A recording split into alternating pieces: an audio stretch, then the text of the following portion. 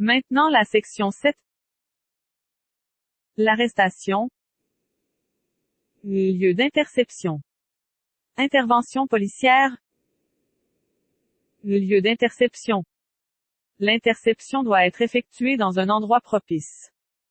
Loi non écrite dans l'industrie. Interception réalisée à la sortie des caisses. Permet de renforcer les règles d'appréhension, 5 règles d'or.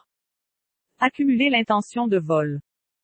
Exemple, vestibule. Le vestibule égale le lieu de prédilection de l'interception. Très fréquent dans le commerce de type supermarché. Grosse bannière. Toujours intercepter le suspect entre les portes. Positionnez-vous de façon à bloquer le derrière de la porte. Créez un mur avec votre corps. Commerce sans vestibule. Interception à la sortie des portes. Exemple, sortie centre d'achat. Type de sortie particulier. Offre beaucoup d'espace de sortie au suspect. L'interception doit se faire après les détecteurs de surveillance électronique.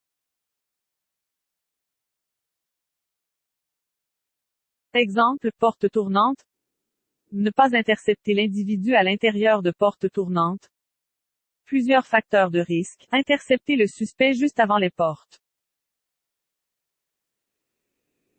Bien comprendre les particularités des lieux d'interception. 1. Contexte légal. 2. Prévention des fuites des suspects. 3. Réduction des risques, santé et sécurité au travail. 4. Protection des personnes. 5. Protection des lieux. 1. Le contexte légal.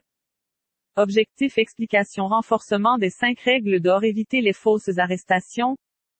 Accumulation de l'intention de l'infraction criminelle.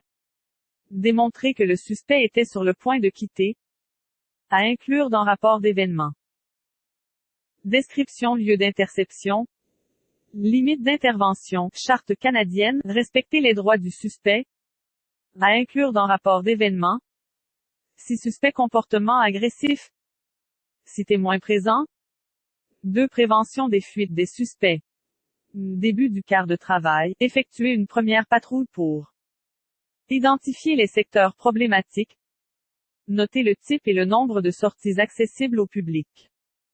3. Réduire les risques reliés à la santé et sécurité au travail. Lors d'une interception, le détective de plancher doit se placer d'une façon à se protéger des impacts possibles.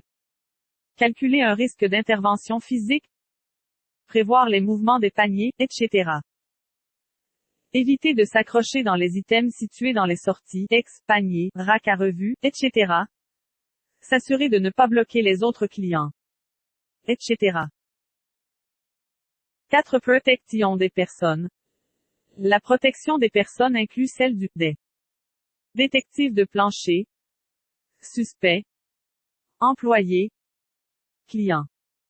Notez que le fait d'être dans un espace clos, petit vestibule, porte tournante, etc., peut être un facteur de risque.